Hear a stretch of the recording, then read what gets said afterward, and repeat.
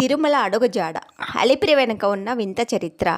అసలు అలిపిరికి ఆ పేరు ఎలా వచ్చిందో చూద్దాం. ఏడుకొండల వాడిని దర్శించుకోవాలంటే మనం మొదట అడుగు పెట్టేది అలిపిరి. వేల ఏళ్ల చరిత్ర ఉన్న ఈ ప్రాంతానికి ఆ పేరు ఎలా వచ్చింది? దీని వెనుక ఒక భయంకరమైన దండయాత్ర, ఆపై జరిగిన స్వామివారి మహిమ దాగి ఉన్నాయి. ఆ విశేషాలేంటో ఇప్పుడు తెలుసుకుందాం.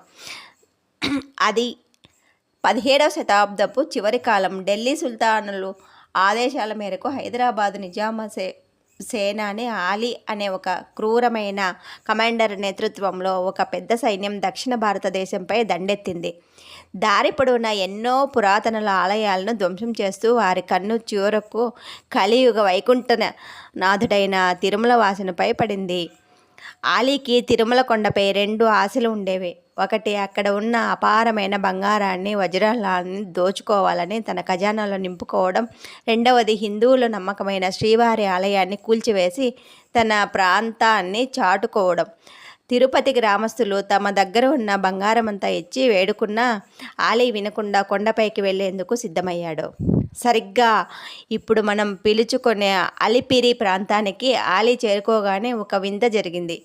ఏ శత్రువుకు లొంగని ఆ క్రూరుడు స్వామివారి క్షేత్రంలో అడుగు పెట్టగానే 2 కళ్ళు పోయాయి, అంధుడయ్యాడు. అకస్మాత్తుగా జరిగిన ఈ పరిణామంతో ఆలీ వణికిపోయాడు.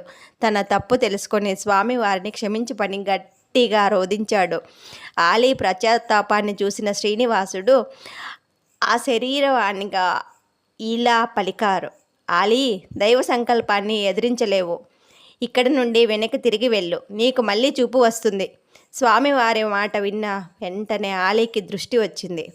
ఆనాడు ఆలీ అనే సేనాని స్వామివారికి భయపడి వెనక్కి తిరిగిన బీరే పీరే ప్రదేశం కాబట్టి కాలక్రమేణా ప్రజలు దాన్ని ఆలీ బీరే అని పిలిచేవారు. అదే మాట ఇప్పుడు వాడుకలో అలిపిరిగా స్థిరపడిపోయింది. అందుకే అలిపిరికి అంటే కేవలం మెట్ల మార్గమే కాదు, అహంకారాన్ని వదిలి భక్తితో స్వామివారిని శరణు వేడాలని చెప్పే ఒక అద్భుత ప్రదేశం. ఓం నమో వెంకటేశాయ.